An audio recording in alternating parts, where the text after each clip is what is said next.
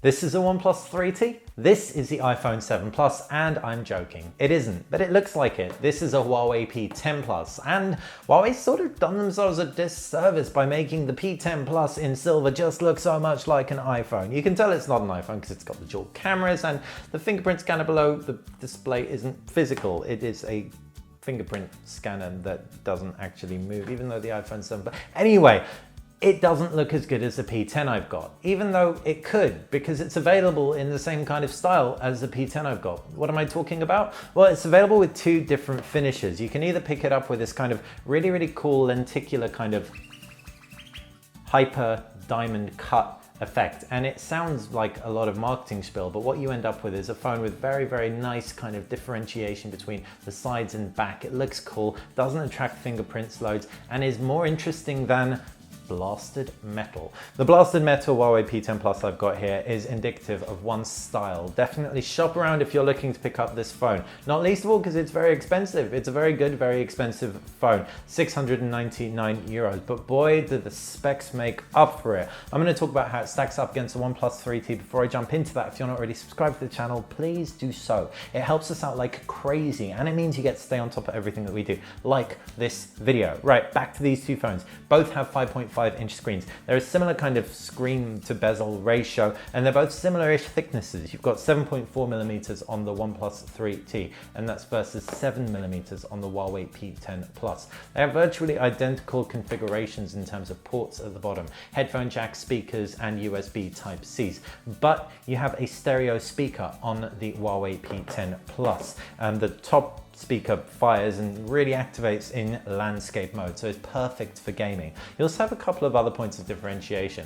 Left hand side of the OnePlus 3T, you've got a toggle so you can switch between silent modes, and on the P10 Plus you have an infrared blaster up at the top, while at the back two cameras as opposed to the one on the OnePlus 3T. Going to talk about the cameras more in a second, but now onto the screens, and it is QuadHD versus Full HD. It is 5.5 inches versus 5.5 inches, but it is IPS versus AMOLED. So in English, that translates to very, very good screen experiences across both. You're winning out in terms of resolution on the P10 Plus. You're winning out in terms of punch and pop and pizzazz on the OnePlus 3T. Both have very customizable screens as well. So if I jump into the display settings, you can see there's eye comfort mode. So that means that it's going to make a kind of yellow hue overcome my phone so that I can sleep at night. And there is also a color temperature control. Now this is quite helpful because Huawei screens tend to veer towards a blue hues, which I personally don't mind. But yeah, you can expect something similar in terms of the color calibration on the OnePlus 3T too.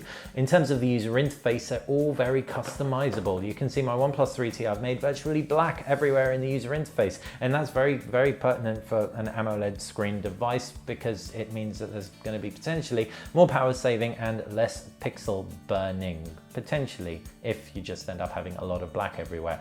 But that is one of the downsides of an AMOLED screen, but it's nice to see OnePlus has considered the screen technology when making their user interface. It's also customizable in a lot of other respects too. You can see I can customize my shelf, which is my menu to the left-hand side. I can also change some gestures, defaults, and I can customize my icons as well. The shelf, which will be to the left of all my widgets, has some key information, gives me the option to make a memo, and it also lets me just throw some widgets on there as well. And I can switch that off and on. I really do like how customizable this is, and it is really, really similar in terms of customization to the P10 Plus, except for the fact that the P10 Plus has no applications tray, and the P10 Plus is just a little bit less stock. You, for example, can change your transitions, which is quite kind of fluffy. You can change your themes generally, and you can change your grid size, but you can also jump into the settings and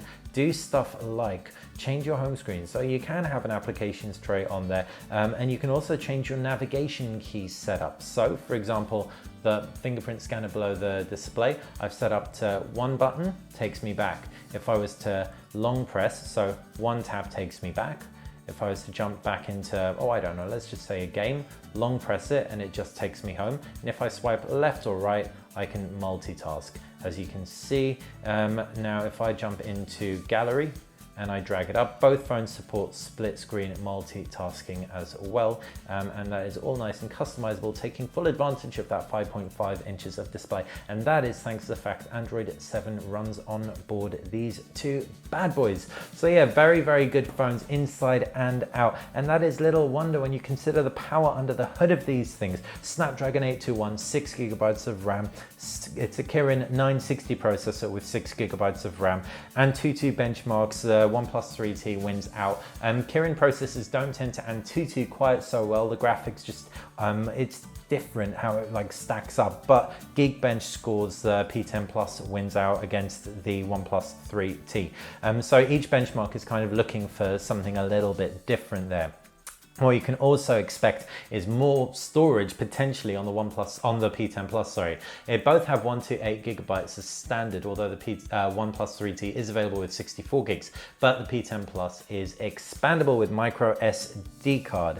When it comes to the cameras, the 8 megapixel front camera on the Huawei P10 Plus isn't as sharp as the 16 megapixel front camera on the OnePlus 3T. I can show you exactly what I'm talking about by jumping into a picture of my really gormless looking face, and you can see, look how much details in the hair of the OnePlus 3T that isn't in the P10 Plus. But actually for a selfie, this isn't the worst thing in the world, because do you know which picture is more flattering? The P10 Plus. In terms of the rear camera, the quality is really, really good across both. Disclaimer, you should never ever do what I'm doing now and compare cameras on two different phone screens, but that's what I'm doing now. For the sake of saving time and getting this to you ASAP, I have looked at these off screen as well, and so I will kind of supplement this information with information that I have. So OnePlus 3T generally just gets more detail in there than the P10 Plus. It also is just lower contrast in general, but what that does mean is that the P10 Plus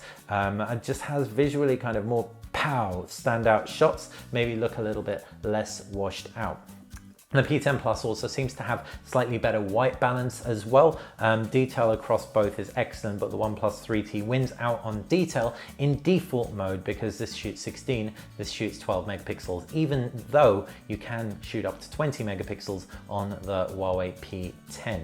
Now, when it comes to video, 4K video across both full HD and image stabilization at play as well. Both phones have manual mode as well too. Like, these just brilliant camera phones. But anyone who does really like to tinker, really does like to play, I personally prefer the P10 Plus because the Pro mode's just super easy, super accessible, and it's also got that wide aperture mode that I have grown to really, really like over the years. So I'm gonna talk you through that super quickly.